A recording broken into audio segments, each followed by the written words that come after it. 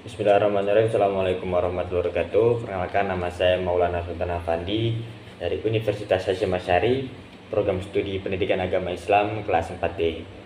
Sebelumnya yang terhormat Rektor Universitas Hasyim Asy'ari, Bapak Profesor Dr. Haji Heri Supratno. Yang kami hormati Kaprodi Pendidikan Agama Islam, Bapak Dr. Haji Khairul Umam, MPDI.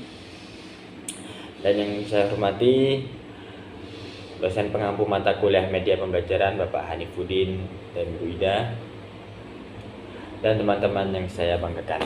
Baik, di sini saya akan menjelaskan tentang mendesain media pembelajaran. Materi ini membahas proses perancangan media pembelajaran yang efektif dan menarik untuk mendukung proses pembelajaran dan mengajar. Dengan memahami pentingnya media, fungsinya, langkah-langkah desain, dan prinsip penerapannya, guru atau peserta didik dapat menciptakan media yang tepat, guna dan relevan dan sesuai dengan karakteristik peserta. Langsung saja ke pentingnya mengembangkan media pembelajaran. Sangat penting banget ini untuk kita mengembangkan media pembelajaran guna membantu menyampaikan informasi dengan lebih jelas, menarik, dan mudah dipahami. Itu juga untuk guru, dan menjelaskan materi itu lebih kompleks, lebih ringan, dan lebih ringkas. Dan juga ini juga untuk memotivasi belajar peserta didik, menyesuaikan gaya belajar yang beragam, visual, auditory, kinestetik, dan juga untuk membantu kita untuk mendukung pembelajaran kita dari jarak jauh atau blended learning. Yang kedua yaitu fungsi penggunaan media. Fungsi penggunaan media ada banyak, ada fungsi afektif, kognitif, dan komunikatif, psikomotorik. Untuk fungsi yang afektif ini untuk membangkitkan minat dan perhatian siswa terhadap materi. Itu yang afektif. Itu yang kedua, membantu fungsi kognitif. Fungsi kognitif untuk membantu siswa memahami dan mengingat materi pelajaran. Kalau kognitif itu memahami dan mengingat. Kalau yang tadi afektif itu minat dan perhatian siswa terhadap materi. Itu yang ketiga adalah fungsi komunikatif. Fungsi komunikatif ini menjadi sarana penyampaian desain dari guru ke siswa. Nah, ini kita caranya menggunakan gambaran atau kertas, kita gambar ya, berbentuk peta jenis ya.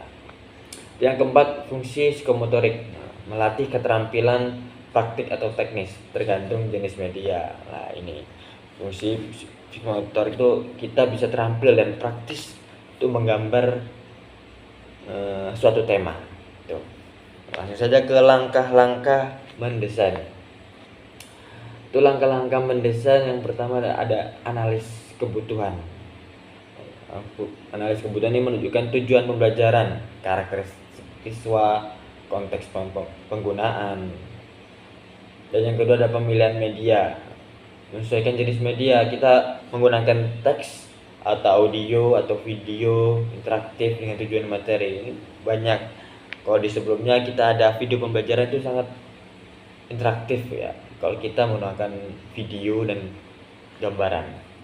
Yang ketiga adalah perancangan konten. Sebelum kita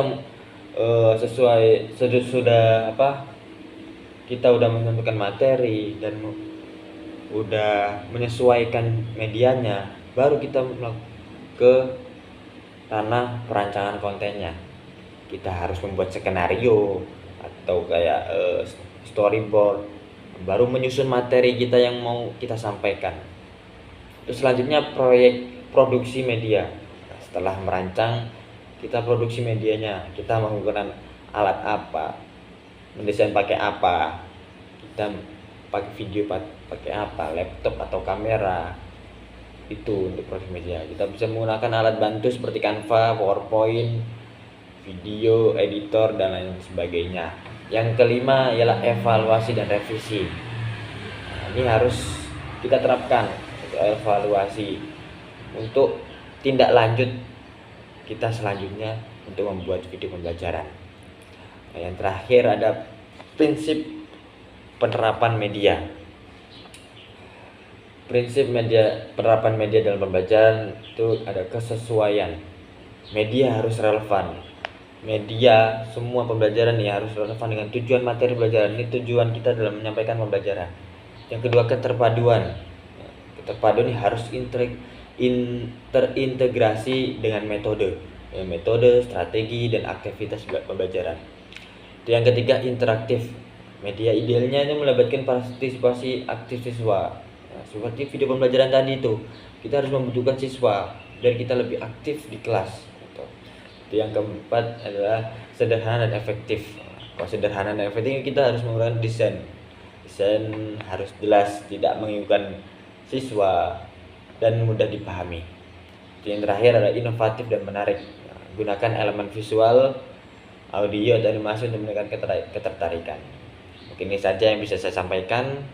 Sebelumnya minta maaf yang sebesar-besarnya jika ada salah kata. Syukron. Wassalamualaikum warahmatullahi wabarakatuh.